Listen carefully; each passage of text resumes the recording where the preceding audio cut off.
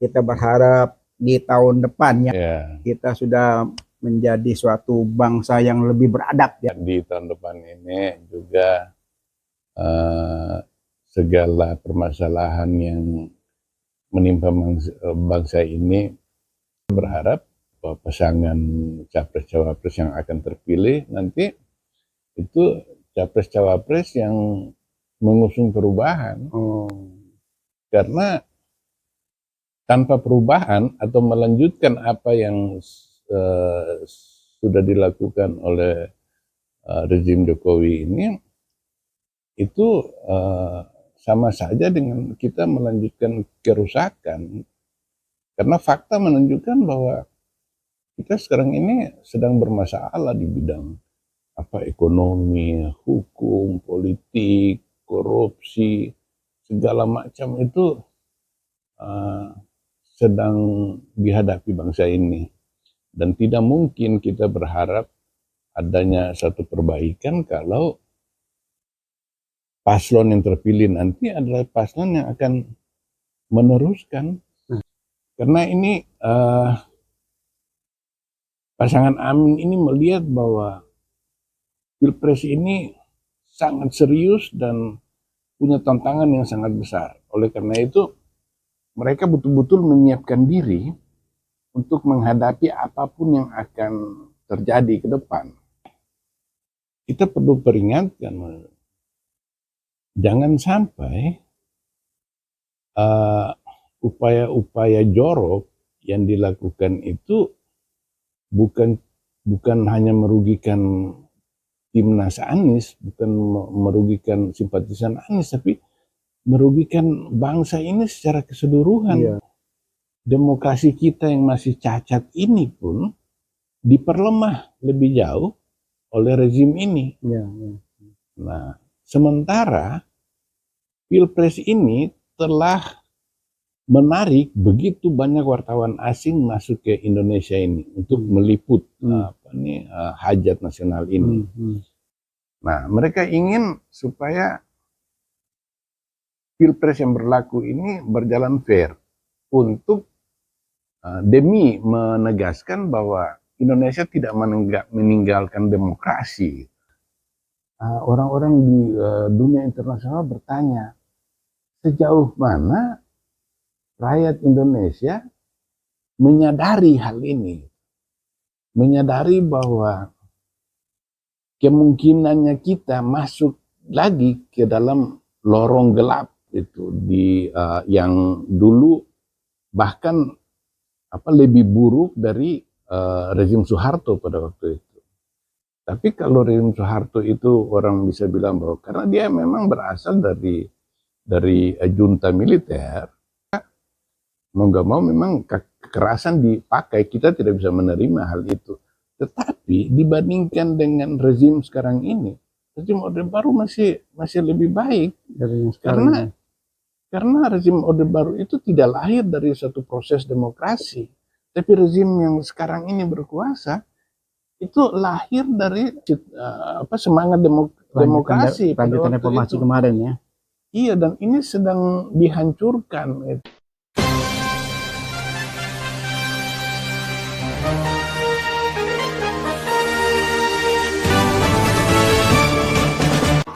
Jangan lupa ya di-subscribe, like, komen, share, dan tekan tombol loncengnya.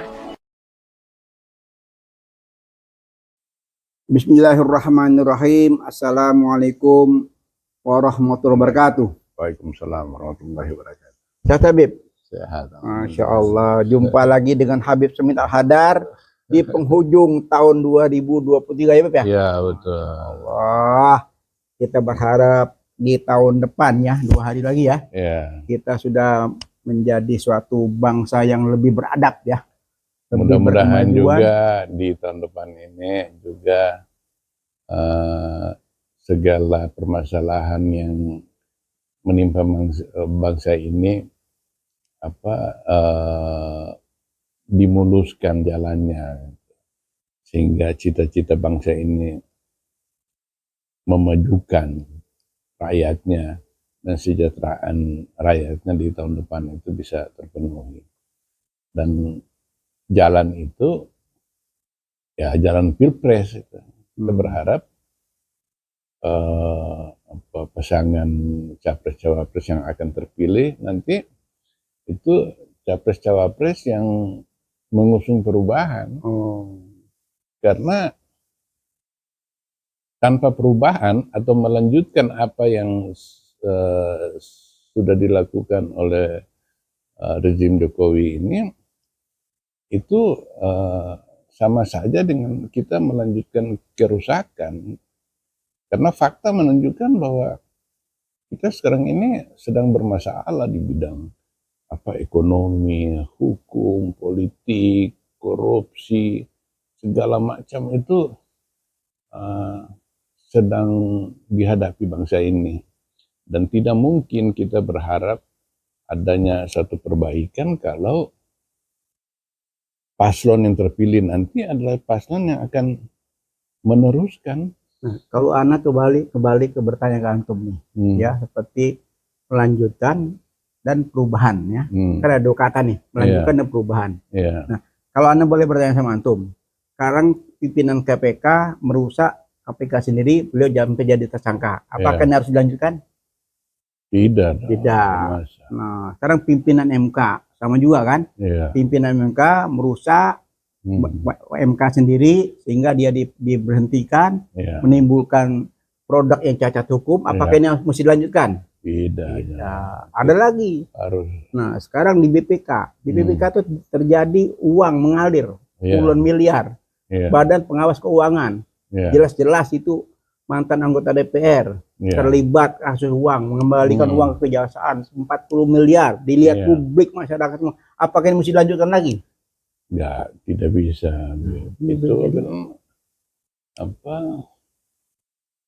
Itu terjadinya pencucian uang dan transaksi mencurigakan senilai 349 triliun rupiah. Apa harus dilanjutkan? Tentu saja kita terlalu bodoh kalau kita mau melanjutkan apa-apa yang terjadi di pemerintahan sekarang ini. Iya, ini jadi kan kalau kita lihat kan sudah muncul di publik. Ya sudah menjadi rahasia umum. Ya bukan lagi gonjang-ganjing, bukan lagi bisik-bisik, tapi sudah terang benderang ya. Semua kelakuan rezim ini semua menjadi semakin sengsara masyarakat. Harga beli makin tinggi, pengangguran makin banyak, kemiskinan di mana-mana. Sampai kita menampung pengungsi Rohingya pun kita tidak mampu. Ya kan? Ini kan memprihatinkan ya. Gitu. Ini kan apa mesti dilanjutkan? Iya, itu terlalu goblok kalau kita mau melanjutkan semuanya. Iya, jadi kembali lagi ke masyarakat bahwa ini kita koalisi perubahan ini jelas-jelas akan melakukan perubahan. Dan alhamdulillah kalau kita melihat akhir-akhir ini ada kejadian yang menarik, Bib. Jadi timbul optimis ya. Timbul optimis, tim 12 ini dibentuk ya oleh Anies Baswedan, bahwa itu jadi semacam kesebelasan ya. Ada kaptennya sebagai Muhammad Syawgi ya, yang membentuk tim 12 ini. Nah, kita lihat beliau ini kan proaktif ya. Nah, contohnya beberapa hari setelah dilantik itu langsung tim hukumnya juga bergerak kan, memberikan pelayanan hukum gratis ya. Betul. Pelayanan hukum gratis ya. Nah, tapi ini nggak cuma omong, nggak cuma sekedar janji-janji politik ya. Nah, konkretnya mungkin Habib tahu nih terakhir baru-baru ini apa yang sudah diucapkan sebelumnya terjadi di dalam tim itu sendiri. Mereka kan mungkin tahu. Iya, jadi gini Bib, salah satu isu yang kebetulan sedang muncul ke permukaan sekarang ini adalah penahanan terhadap juru bicara Timnas Anies Mohaimin, yaitu Bapak Indra Karismiaji. Ini penahanan ini dilakukan di momentum yang kritis gitu momentumnya. Nah, sementara masalah yang apa masalah yang terkait dengan Bapak Indra Karismiaji ini masalah administrasi, sehingga kita berpendapat bahwa tidak mungkin masalah ini terlepas dari kepentingan-kepentingan politik atau bisa dikata kepentingan elektoral. Bahkan kalau nggak salah itu beliau sudah memberikan satu jaminan harta kan, jaminan harta sudah diberikan. Buat Iya. pertanggungjawaban katakan itu memang terjadi kasus, dia sudah memberikan jaminan. Iya, dan ini masalahnya sudah lama. Jadi saya bilang tadi kita tidak bisa lepaskan dari kepentingan elektoral itu, karena penahanan dia ini sebenarnya pesan ingin yang disampaikan oleh penyelenggara negara ini adalah pembusukan terhadap timnas Anies, karena kita tahu bahwa Indra Karismiaji ini adalah pengusaha dan dia juru bicara. Samping juru bicara, beliau juga nyalek. Iya. Nyalek juga dia. Nyalek. Jadi memang kita terus terang aja kita harus berkomitmen penuh terhadap pemberantasan korupsi. Iya. Jadi siapapun pelakunya, kapanpun dilakukan itu proses hukum harus berjalan. Gitu. Nah, tetapi kasus Karismiaji ini terlihat terlalu dipaksakan gitu pada momentum yang salah. Tapi saya dengar sudah ditangguhkan penahanannya. Ya, jadi waktu itu dari tim 12 itu yang dipimpin oleh Ari Suamir ya, mereka langsung bergerak cepat ya. Bergerak cepat, mengusulkan penangguhan penahanan dengan tentunya dengan listening yang jelas ya. Dibuka ke publik secara terus-menerus ya. Sehingga semacam ada sesuai yang janjinya, siapapun tim lawyer ini akan membela ya kasus baik dari kecil maupun siapapun juga ya.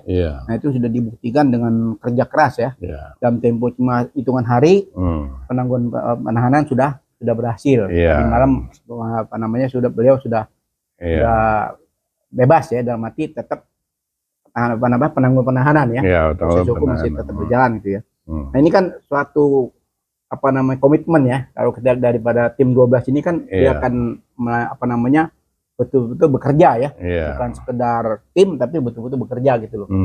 Iya, ini saya mohon kepada penyelenggara negara ini agar di momen yang sangat kritis yang sedang dihadapi bangsa ini, itu jangan dulu kita bermain dengan hukum untuk kepentingan politik.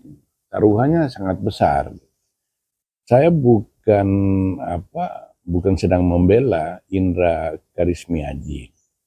Tetapi kalau kita melihat dari kesalahan dan sudah berumur cukup lama masalah ini, maka upaya menahan dia ini tidak bisa kita abaikan dampak elektoral terhadap Anies dan Muhaimin. Rezim dengan kasus ini, rezim sebenarnya berniat mau melakukan pembusukan terhadap tim 12 ini. Tim yang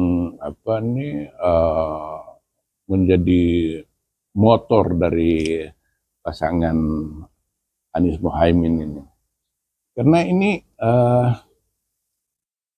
pasangan Amin ini melihat bahwa Pilpres ini sangat serius dan punya tantangan yang sangat besar. Oleh karena itu, mereka betul-betul menyiapkan diri untuk menghadapi apapun yang akan terjadi ke depan. Struktur dalam timnas ini begitu rapi, semangat yang terbangun dari tim ini begitu tinggi, dan komitmen untuk menghadirkan keadilan dan fair play itu tidak bisa diragukan lagi.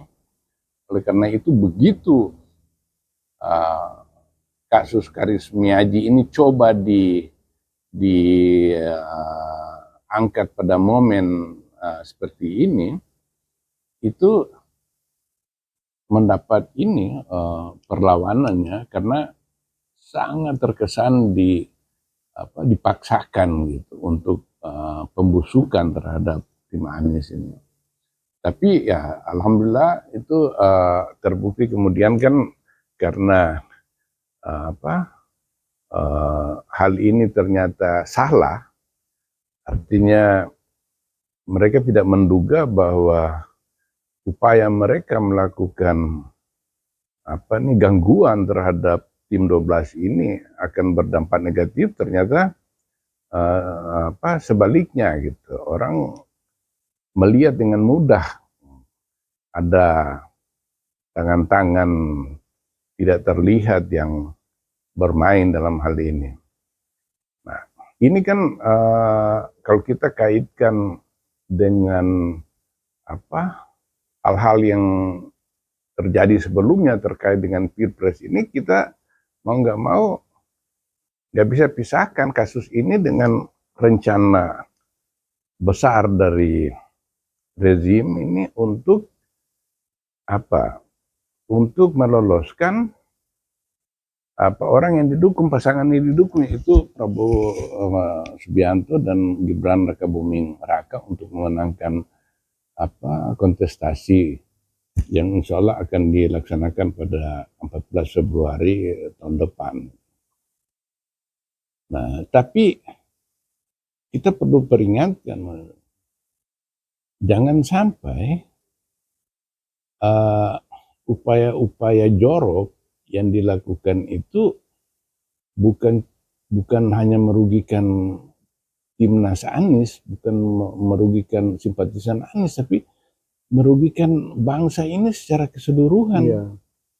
Bagaimana kita mau bicara mengenai demokrasi di hadapan dunia internasional kalau demokrasi kita yang masih cacat ini pun diperlemah lebih jauh oleh rezim ini.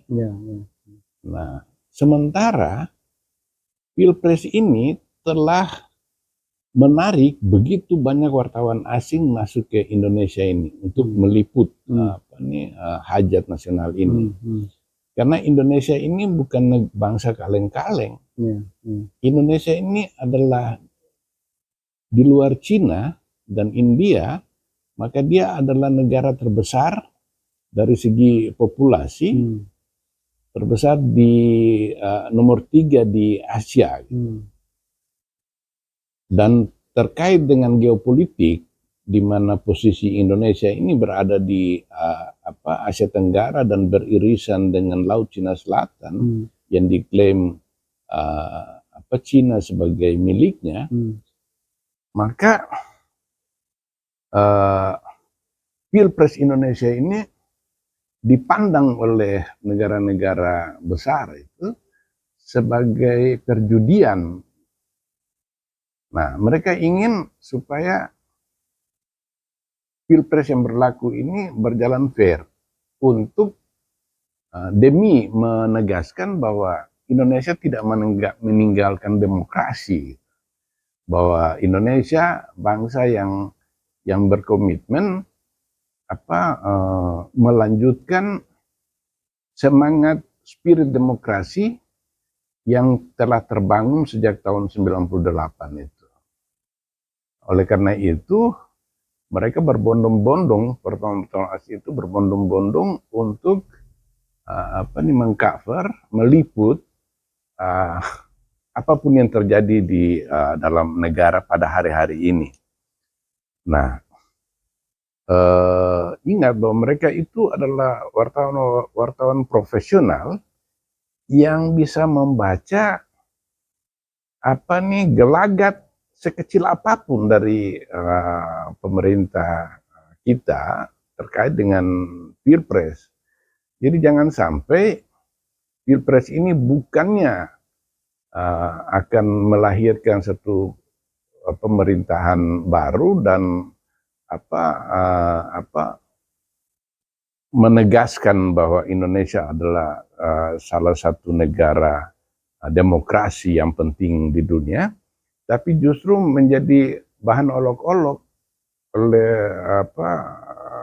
dunia global bahwa bagaimana mungkin satu negara demokrasi yang umurnya masih sangat belia itu kemudian kecemplung lagi ke dalam lumpur kekotoran oleh karena permainan yang tidak bertanggung jawab dari pemimpin-pemimpin elit kita sendiri ini yang tidak mau melepaskan kekuasaan, bahkan dengan sengaja di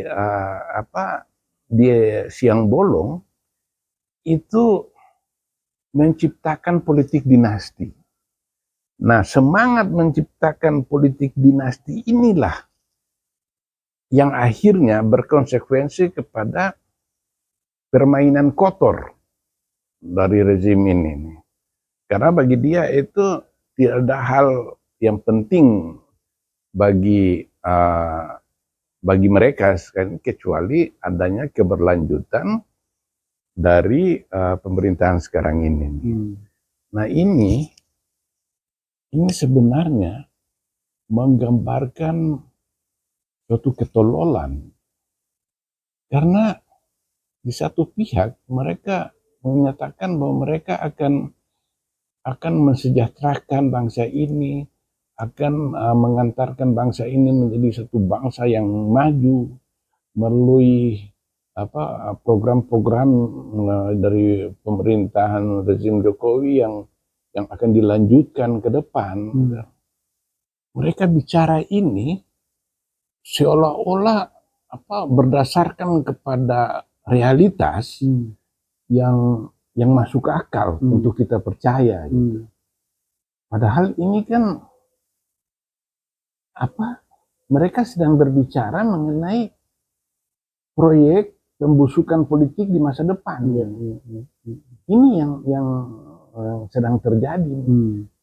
Dan apakah orang-orang di dunia internasional bertanya sejauh mana rakyat Indonesia menyadari hal ini, menyadari bahwa kemungkinannya kita masuk lagi ke dalam lorong gelap atau terowongan gelap itu yang dulu bahkan lebih buruk dari rezim Soeharto pada waktu itu.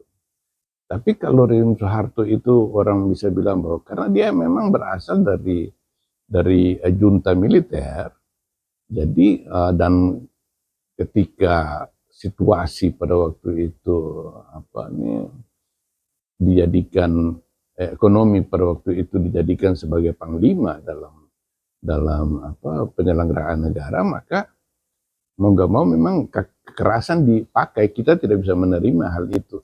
Tetapi dibandingkan dengan rezim sekarang ini, rezim Orde Baru masih lebih baik dari yang sekarang. Karena rezim Orde Baru itu tidak lahir dari satu proses demokrasi, tapi rezim yang sekarang ini berkuasa itu lahir dari rezim dari semangat demokrasi pada waktu reformasi itu. Kemarin ya. Iya, dan ini sedang dihancurkan itu. Nah, saya melihat bahwa jangan kita berprinsip bahwa sekedar menggonggong dan biarkan kafilah tetap berlalu. Nggak bisa.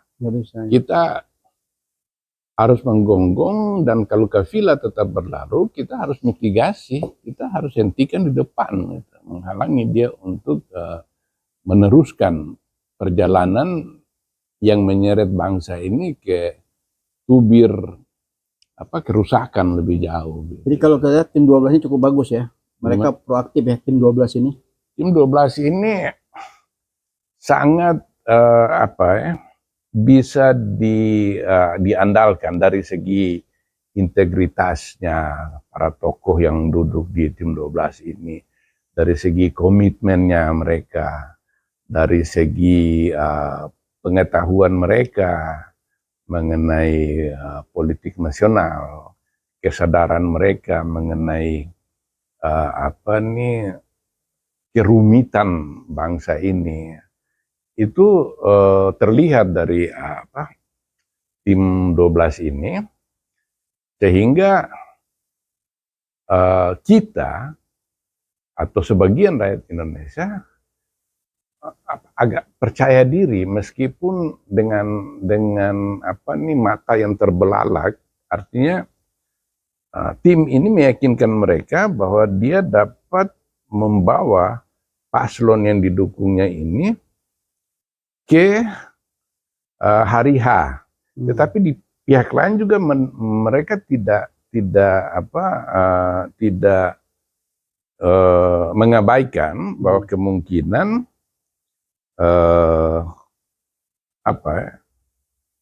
campur tangan cawe-cawe dari rezim yang sudah terang-terangan menyatakan bahwa dia mendukung paslon Prabowo dengan Gibran, maka kehati-hatian dan sikap awas terhadap proses yang sedang berjalan ini nggak bisa diabaikan. Gitu. Memang kalau kita lihat selain Yusuf Amir ya tentang hukum ya, Hamdan Zulfa juga sebagai dewan pakar ya, dewan pakar di Timnas juga, beliau juga mengadakan beberapa tuntutan ya. Yang terakhir ini ada tuntutan juga kepada KPU ya. Itu cukup tajam ya dan cukup keras ya. Secara terbuka beliau membuka masalah-masalah yang sangat sedang terjadi ya. Juga jadi memang menjadi satu keseriusan yang luar biasa ya dari tim 12 ini gitu loh. Nah, beliau mantan ketua MK ya tadinya, Hamdan Zulfa kan. Jadi dia juga benar-benar proaktif ya, dalam menindaklanjuti tugas yang diberikan oleh Anies Baswedan dan Gus Imin sebagai tim pemenangan ya. Itu memang sudah tampak kinerjanya ya, sudah kelihatan ya. Dan di backup oleh segala unsur ya kalau kita lihat ya. Selain ada di situ ada 3 partai pengusung, ada juga 2 partai pendukung ya, Ahmad Syami dan Partai Umat ya, ada bergabung situ. Lainnya juga banyak tokoh-tokoh nasional ya, tokoh nasional yang memang secara keseluruhan ya, termasuk di situ juga ada Jumhur Hidayat ya. Jumhur juga terakhir kemarin saya kontak-kontak dengan beliau juga lagi turba sekarang ya, turba bagaimana caranya memberikan pencerahan kepada masyarakat bahwa ini loh kita ada pesta demokrasi yang kita harus betul-betul awasi. Dalam arti jadi menginformasikan kepada masyarakat bahwa sebentar lagi ada Pilpres dan semua masyarakat jangan lengah gitu. Jangan lengah, dan perlu juga diketahui bahwa Pilpres ini sangat penting gitu. Jangan sampai kalian ini salah pilih. Cukup 10 tahun ini kita milih pasangan yang capres yang kemudian kan mengecewakan kita gitu. Sehingga Pilpres kali ini adalah Pilpres untuk menebus dosa. Kalau dulu kita telah memilih orang yang salah sehingga menimbulkan kecelakaan sejarah, pada Pilpres ini adalah momentum pertobatan gitu. Pertobatan, Pilpres penebus dosa. Luar biasa. Nah, sekarang saya mau bilang, kalian jangan berharap banyak terhadap paslon nomor 2 gitu. Karena dia ini, paslon ini akan melanjutkan rezim yang tadinya telah melakukan dosa-dosa yang kita ikut pikul. Jangan sampai dosa-dosa kita berlanjut dengan terpilihnya pasangan ini. Nah, pasangan ini dengan terus terang menyatakan bahwa mereka tidak malu untuk mengatakan bahwa mereka akan melanjutkan program pembangunan dan kebijakan rezim Jokowi. Dan oleh karena itu mereka membranding diri mereka itu keberlanjutan. Nah, kemudian ada paslon nomor 3. Paslon nomor 3 ini paslon yang kebingungan karena ada kesalahan kesalahan kebijakan pada waktu itu. Jadi kalau Anies Mohaimin ini punya branding adalah pro perubahan yang relevan dan sangat realistis terkait dengan kerusakan-kerusakan yang telah terjadi di pemerintahan ini, sehingga perubahan itu atau change itu necessary, keniscayaan, nggak bisa ditawar. Yang satu pihak, paslon nomor 2 ini tanpa malu-malu dan berani mengatakan bahwa mereka akan melanjutkan kerusakan yang sudah terjadi. Nah, paslon nomor 3 ini paslon nomor 3 ini kebingungan mau branding dirinya seperti apa. Ini perubahan punya Anies, dan Anies itu otentik. Dia itu capres yang otentik untuk bicara mengenai perubahan. Prabowo tidak otentik untuk bicara perubahan, makanya itu dia berlanjut. Nah, ini tengah ini mengambil posisi banci gitu. Dia tidak pro perubahan, tapi sudah terlambat karena dia sudah menyerang ini sendiri terhadap Prabowo, yang kemudian secara mengejutkan bagi kita itu ternyata simpatisan Jokowi itu bermigrasi. Nah, ini menggambarkan bahwa pemilih emosional di Indonesia ini masih cukup banyak, dan pemilih emosional ini pemilih yang tanpa mereka sengaja bisa membawa kerusakan lebih jauh. Nah, inilah pemilih nasional ini adalah pemilih emosional ini adalah pemilih simpatisan Jokowi. Mereka ini bukan pemilih rasional. Pemilih rasional itu pemilih yang menggunakan otak dalam menjatuhkan pilihan, yaitu pemilih Anies Baswedan. Nah, pemilih ketika Jokowi mendukung Prabowo Subianto, ini orang-orang yang sudah tersihir, sudah terhipnotis oleh gelagat Jokowi yang rajin membagi bansos di jalan-jalan, melempar dari, meskipun itu cara yang secara budaya itu penghinaan terhadap rakyat, tapi orang mesti jatuh hati juga. Nah, orang-orang ini yang kemudian berpindah ke Prabowo dan Gibran. Nah, saya meminta untuk rakyat yang sudah tersihir ini supaya merenung kembali bahwa menjadi pemilih rasional adalah tuntutan zaman sekarang, tuntutan kepentingan bangsa. Kembali menggunakan akal sehat ini, karena hanya dengan akal sehatlah bangsa ini bisa diselamatkan. Bangsa ini bisa menjatuhkan pilihan kepada paslon yang memang dalam semua kebijakannya itu mengandalkan kepada ilmu pengetahuan.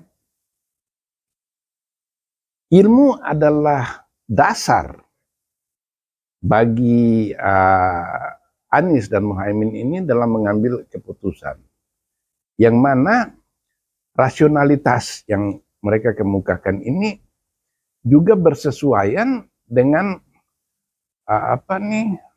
moral dan etika. Jadi tidak bisa kita mengatakan bahwa demi kekuasaan itu maka politik itu bisa melanggar semua moral dan etika demi kekuasaan. Tidak. Meskipun kekuasaan adalah alat untuk memungkinkan paslon menghadirkan kebijakan-kebijakan yang pro rakyat, tapi juga kebijakan-kebijakan ini itu berlandaskan kepada pertimbangan moral yang matang, sehingga keadilan itu menyeluruh. Dalam hal ini saya perlu tekankan lagi bahwa Anies dan Muhaimin itu bukan pasangan yang anti oligarki, anti pemodal gitu, anti orang kaya gitu.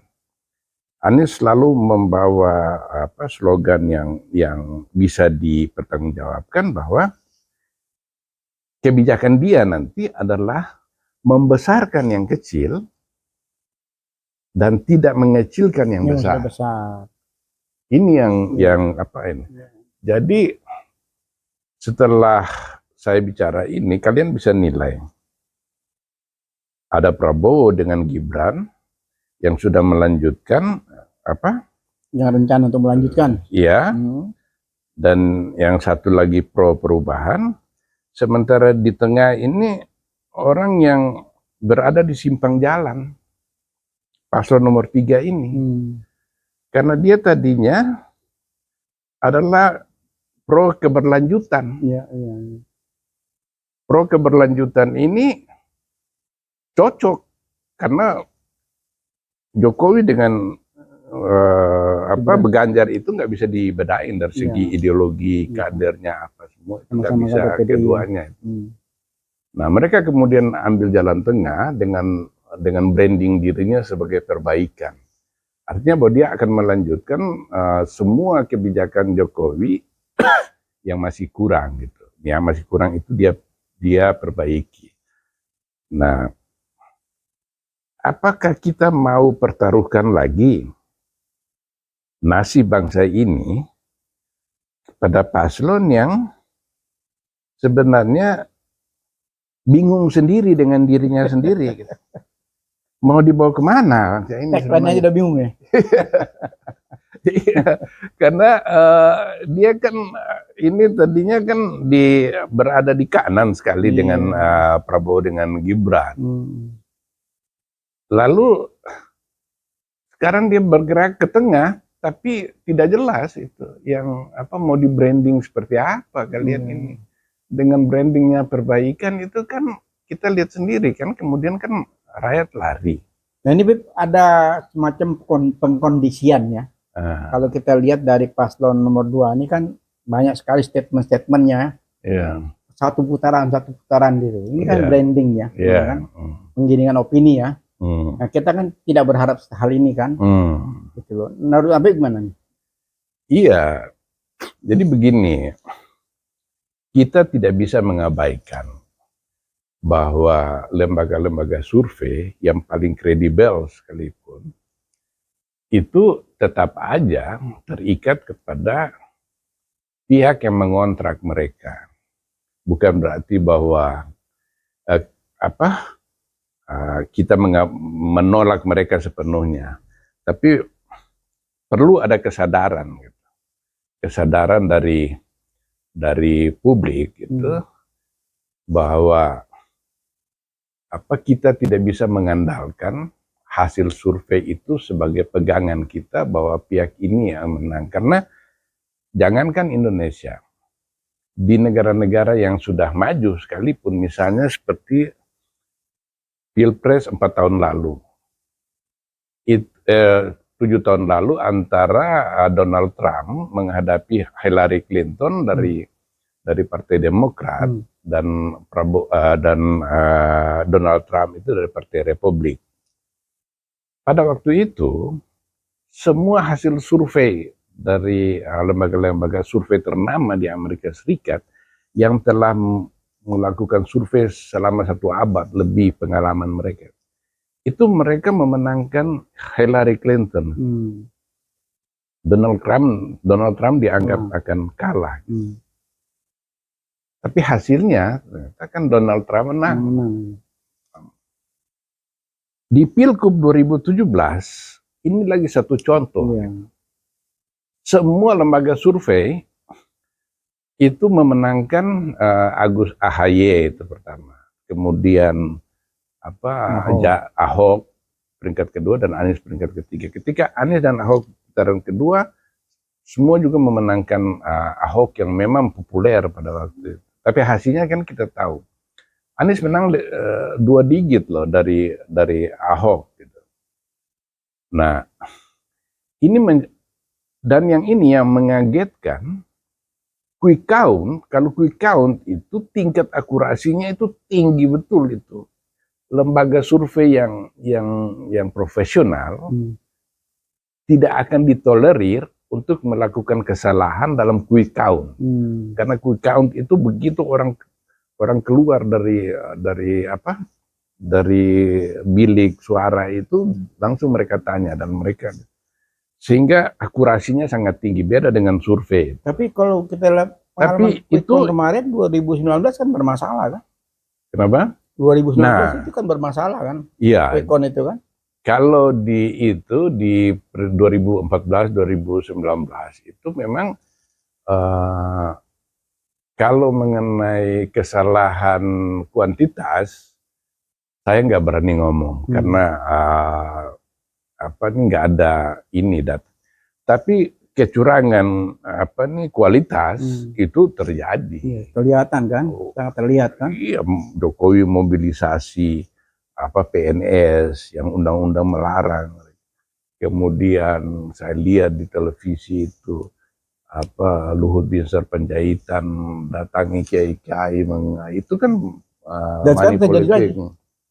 Lebih masif. Mulai lagi sekarang, lebih tinggi lagi. Sekarang bagi-bagi amplop sudah terang-benderang. Lebih masif lagi. Sekarang ini terjadi. Itu sudah pasti, dan kebetulan mereka ini kan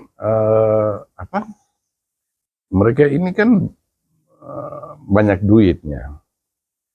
Sekarang ini mungkin saya menduga keras itu para oligarki itu semua atau mayoritas berkumpul di pihak Jokowi. Karena mereka ini biasanya awal-awal itu mereka taruh telur di semua keranjang. Tapi begitu ketika hari H menjelang sisa 1 bulan lebih ini dan kecenderungan untuk salah satu pihak menang, biasanya mereka lari dari yang lain untuk ini, karena mereka kepingin punya saham besar di situ.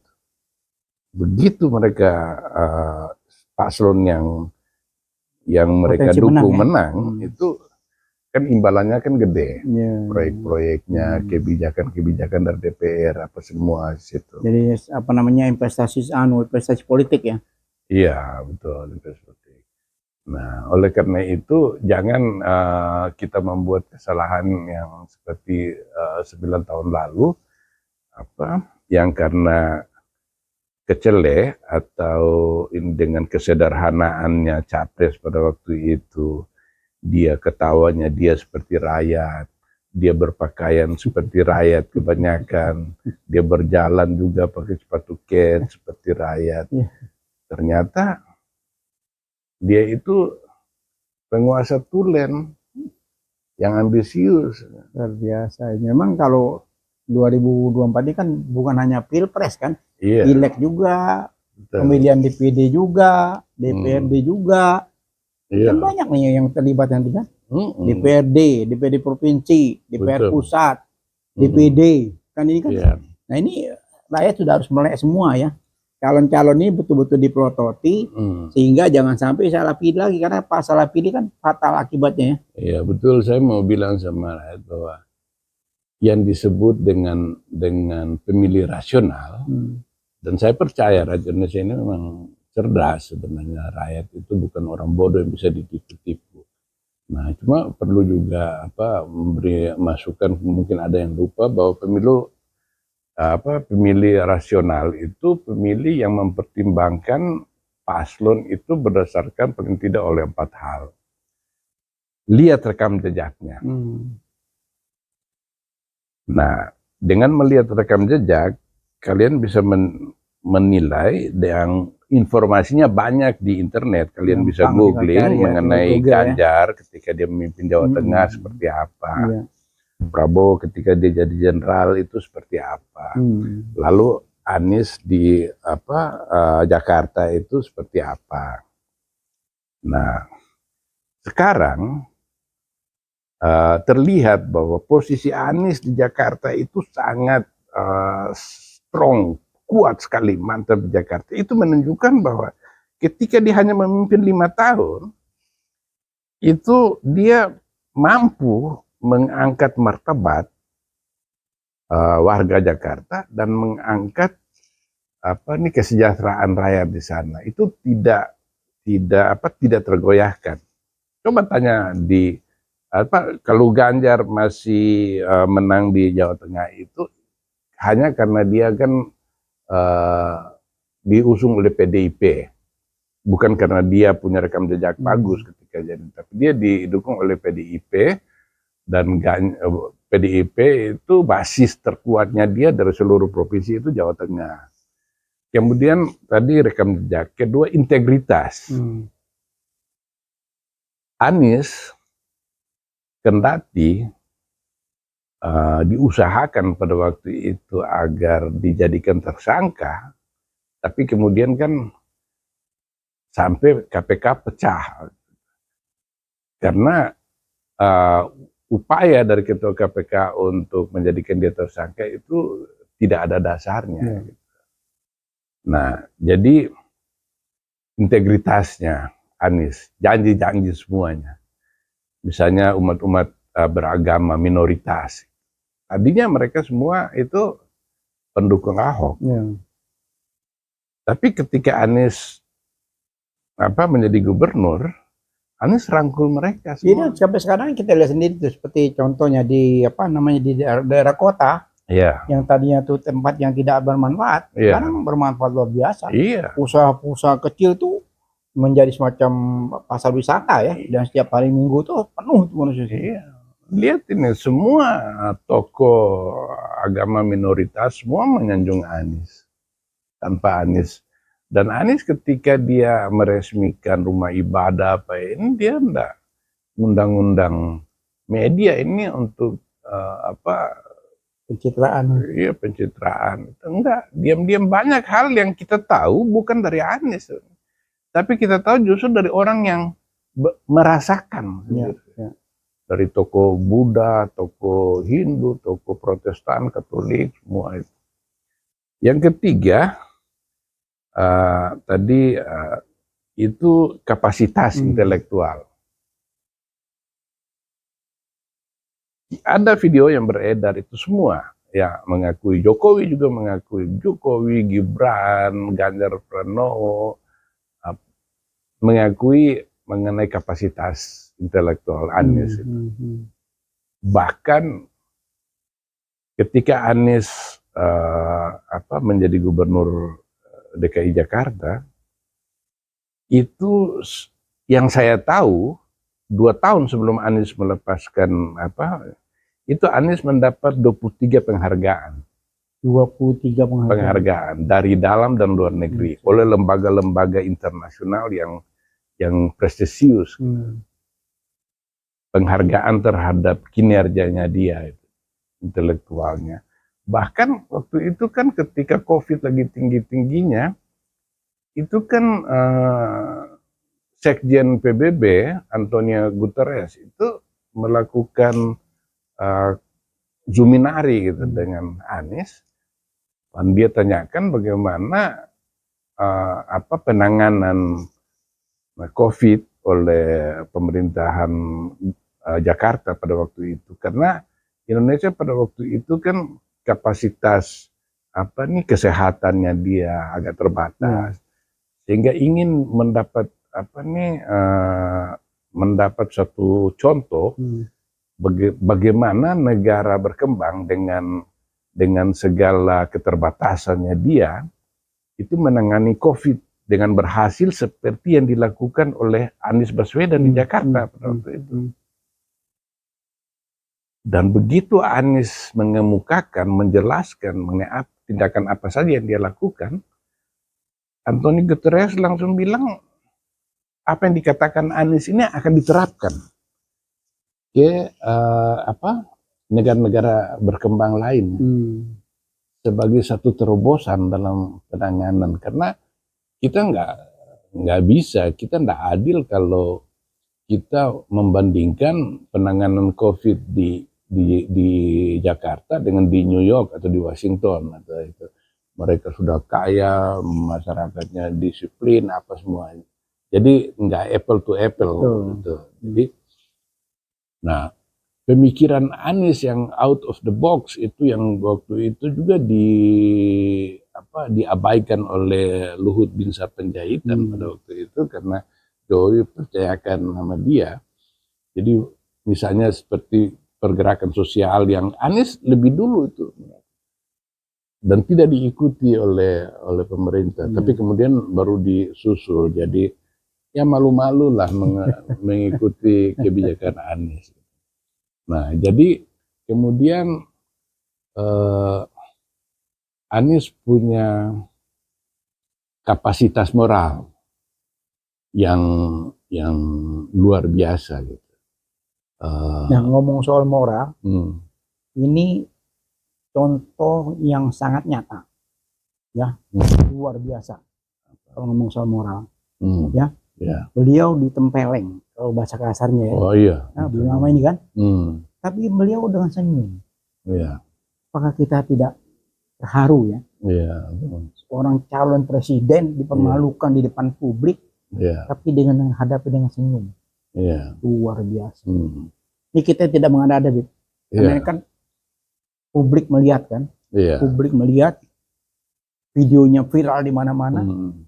Begitu ditempeleng begitu, dia hanya mengalis begini, dia pandang yang muka dia dengan senyumnya, dia terus menjalan ke perjalanannya tanpa mengumpat, tanpa menunjukkan reaksi kalau dia tidak menerima. Nah, inilah salah satu contoh pemimpin yang memang seperti Rasulullah. Ya kan, Rasulullah kan dianiaya, diludahi, dilempar, dia tidak membalas gitu. Nah, ini contohnya baik gitu. Kan kasat mata. Kalau selama ini kita belum pernah lihat nih. Jadi kejadian kemarin itu menunjukkan, nah ini sebetulnya kebesaran Allah ya. Kalau menunjukkan satu pemimpin itu, ini loh. Nah, kalau selama dilulukan, dipuja-puja, kita bukan memuja-puja, ini kita ngomong fakta kan. Yang itu kan semua kan fakta. Fakta bukan hanya Indonesia, dunia yang memberikan semacam legacy kepada Anies kan, dengan penghargaan, dengan diangkat sebagai guru besar di luar, segala macam kan. Ini kan bukti-buktinya. Yang terakhir yang terkini itu saya betul terharu juga. Kita sebagai pengagum beliau tuh sakit hati ya, kesal ya. Bahkan saya langsung telepon ke pimpinan Timnas, wah ini tidak boleh dibiarkan gitu. Tapi dia dengan anggun ya, dengan ramah-tamah dia senyum, dia itu perjalanan. Nah ini kan publik, ayo coba nilai ya. Sementara calon lainnya Anda bisa lihat sendiri apa yang dilakukan. Joget-joget yang menarik Jadi saya melihat peristiwa itu dengan respons Anies itu menggambarkan bahwa Anies ini manusia baru yang lahir dari rahim Indonesia masa kini, Indonesia masa kini. Jadi sikap yang halus, sopan kepada itu merupakan nilai budaya bangsa ini.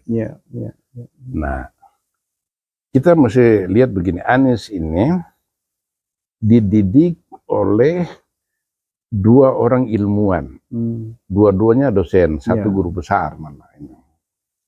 Jadi di dalam rumah dia dididik dengan ilmu dan agama. Di luar Anies dibesarkan oleh budaya Jawa. Dia tumbuh di Indonesia.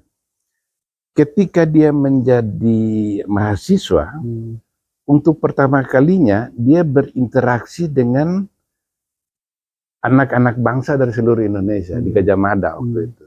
Dia ketika dia berkuliah di Amerika Serikat, dia dibesarkan atau dia menjadi figur internasional.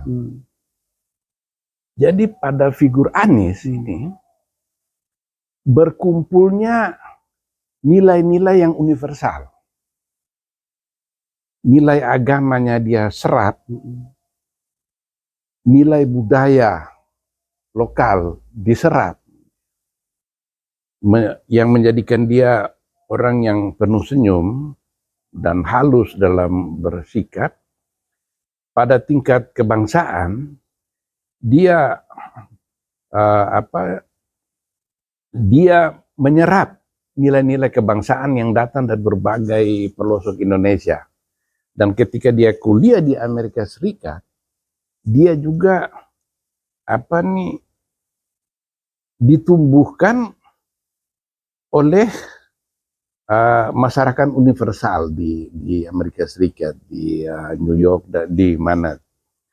Nah, dengan sendirinya Anies ini merupakan manusia Indonesia baru yang lahir dari semua aspek universal yang ada di Indonesia. Oleh karena itu, ketika dia berinteraksi dengan orang Jawa, dia lebih Jawa dari orang Jawa. Ketika dia berinteraksi dengan orang Indonesia dari suku manapun, dia terlihat sebagai orang Indonesia yang sungguh-sungguh. Ketika dia berinteraksi dengan Nahdlatul Ulama, meskipun dia bukan dari kalangan itu, Anies betul-betul menjadi seorang Nahdien. Dia tidak terlihat sebagai orang asing. Dan ketika dia bertemu dengan para pemikir besar, tokoh-tokoh dunia, dia terlihat sebagai anak kandung mereka. Jadi Anies ini adalah satu manusia Indonesia yang harus dibanggakan karena dia muncul dari hasil penyerapan segala nilai yang baik universal. Ini seperti yang dipunyai oleh Soekarno, dia dipunyai oleh Muhammad Hatta, oleh Syahrir gitu. Muhammad Hatta itu besar di Sumatera Barat, lalu dia bersekolah di Belanda, sehingga dia menjadi manusia yang utuh.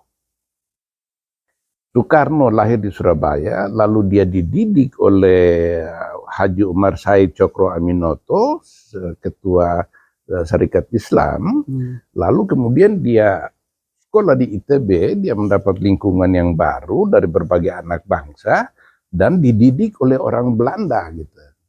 Kemudian dia membaca buku sebagaimana Anies juga dari pemikir-pemikir besar dunia gitu. Sehingga muncullah satu tokoh baru. Soekarno pada konteks waktu itu adalah orang Indonesia baru gitu. Kalau kembali ke Anies tadi tentang kuliah, Bib, ada satu yang menarik, Bib. Jadi waktu dia kuliah di Amerika itu kita membayangkan beliau dengan segala fasilitas tentunya ya. Karena bapaknya orang hebat, ibunya orang hebat, artinya kita membayangkan untuk biaya kuliah segala macam mungkin sudah tidak ada masalah ya. Tetapi begitu kita lihat mendalami tentang bagaimana dia mencari uang untuk biaya kuliah, itu saya terharu. Luar biasa. Beliau bekerja di satu perusahaan itu membersihkan ulat. Ulat itu buat satu produksi perusahaan itu. Jadi ulat-ulat itu diberi makan dan dibersihkan kotoran-kotorannya. Jadi dia setiap malam itu dia mengerjakan itu demi untuk menutupi uang kuliah. Jadi memang dia menimba ilmu itu dengan dengan keringat ya. Dengan keringat dan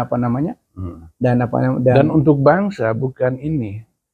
Begitu dia selesaikan kuliah, apa yang dia buat? Dia nggak terjun ke politik. Dia bangun gerakan Indonesia Mengajar. Betul. Karena setelah bersekolah panjang, dia pelajari sejarah-sejarah bangsa-bangsa yang maju. Dan dia menyimpulkan secara benar bahwa pendidikan adalah unsur terpenting bagi sebuah bangsa. Korea Selatan itu salah satu contoh yang kita bisa bandingkan. apple to apple dengan Indonesia. Tahun 50 Korea Selatan dan Indonesia itu sama miskinnya, keterbelakangannya sama. Nah, kita memang mengalami kemudian pemberontakan DI-TII, Kartosuwiryo. Sementara Korea Selatan dan Korea Utara berperang selama 3 tahun. Perang yang menghancurkan, betul. Nah, sekarang kita melihat bahwa dari segi kemajuan teknologi, GNP, Gross National Product, produk nasional kota per kapita, Indonesia, Korea Selatan meninggalkan kita jauh sekali. Jauh sekali ya. Nah, itu apa? Itu pendidikan. Kuncinya ya. Iya, itu Korea Selatan atau Jepang, sebelumnya Jepang sudah lebih maju, itu bukan karena sumber daya alamnya besar. Tapi karena dia menginvestasikan kepada ilmu pengetahuan, pendidikan, pemberdayaan terhadap rakyat. Ini yang kemudian diambil Anies sebagai satu contoh yang sangat jelas, terang benderang. Singapura dia punya apa? Negara pulau. Jadi dia ada kalau sumber kita daya. ngomong soal pendidikan kan, pendidikan akhlak kan dia DP-nya tunjukkan kejadian kemarin kan. Iya. Itu betapa Iya itu. Dia kalau dia katakan bereaksi aja kan, dia kan ada pengawal kan. Betul. Itu orang nggak bisa satu juga langsung bisa diringkus kan. Tapi tidak terjadi sesuatu di situ kan. Iya.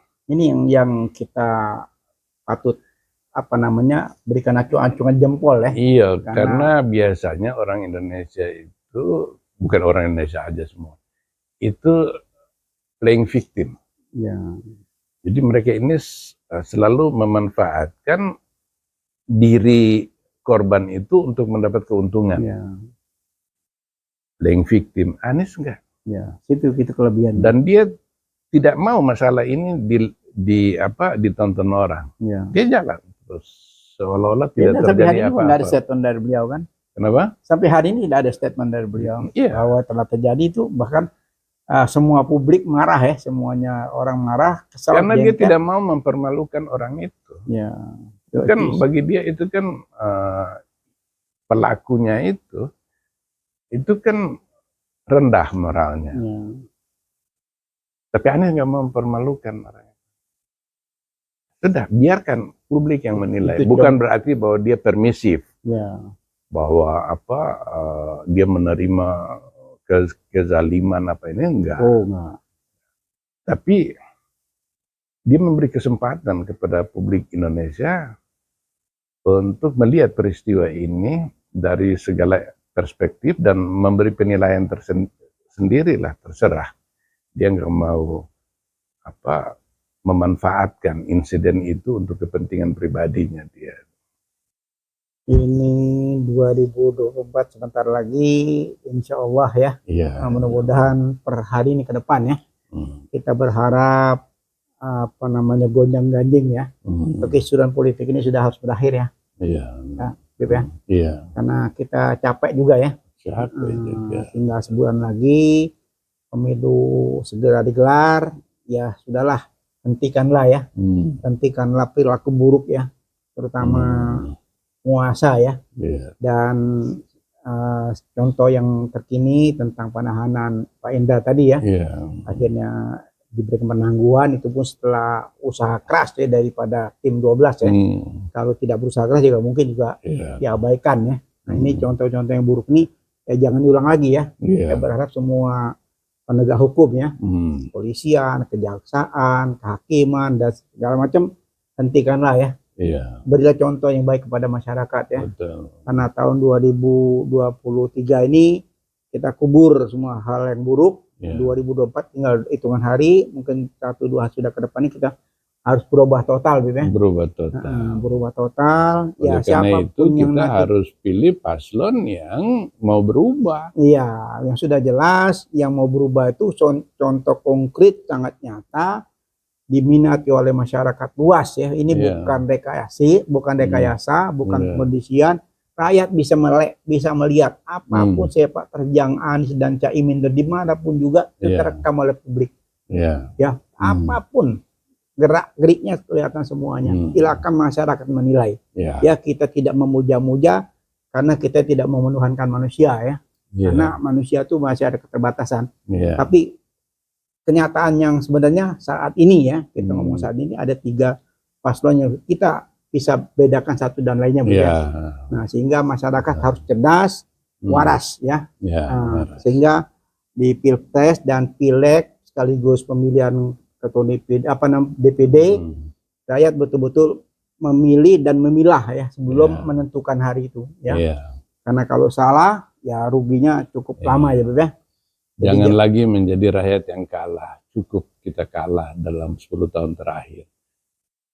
Jangan lagi ke depan jangan lagi menjadi rakyat yang kalah. Rakyat yang kalah. Menarik nih.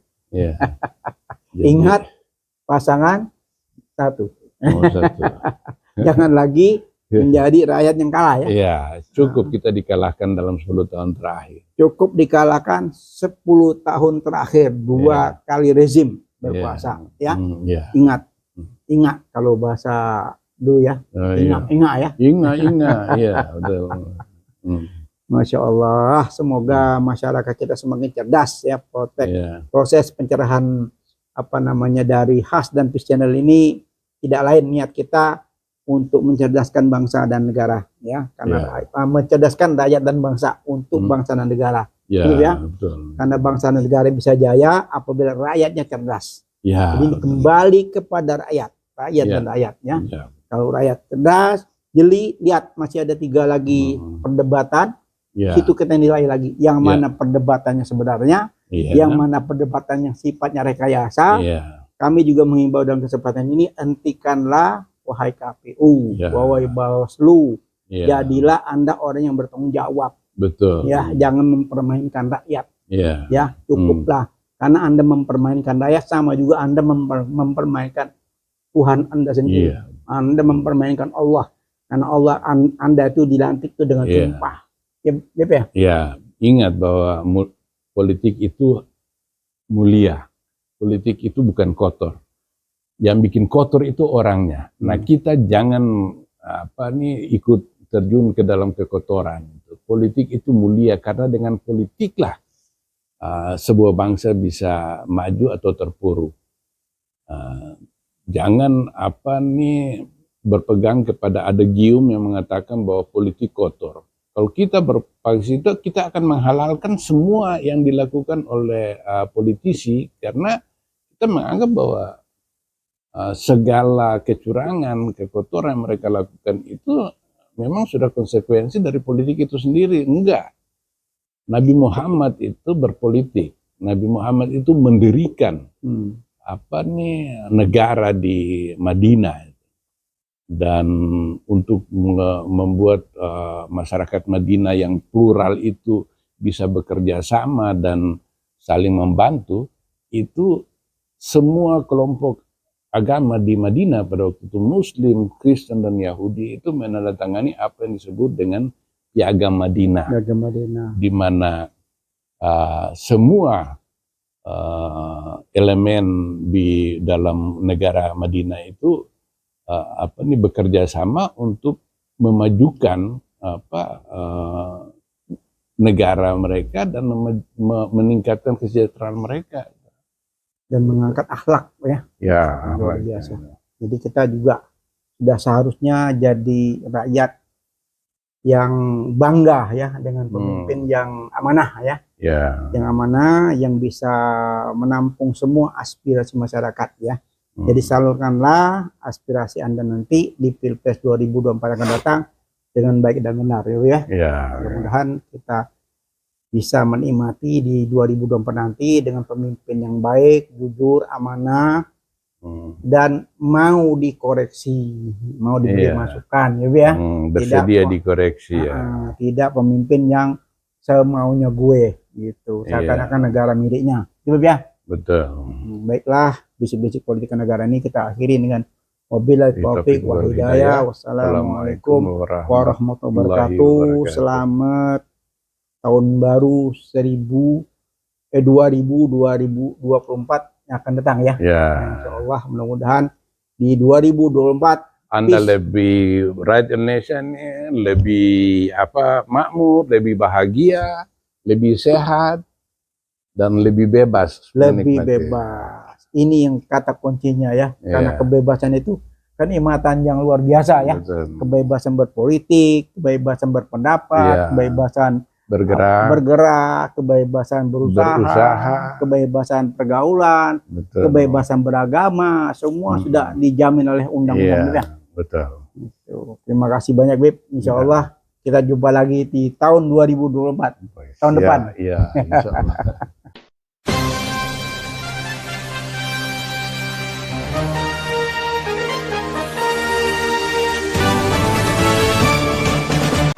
Jangan lupa ya di subscribe, like, comment, share, dan tekan tombol loncengnya.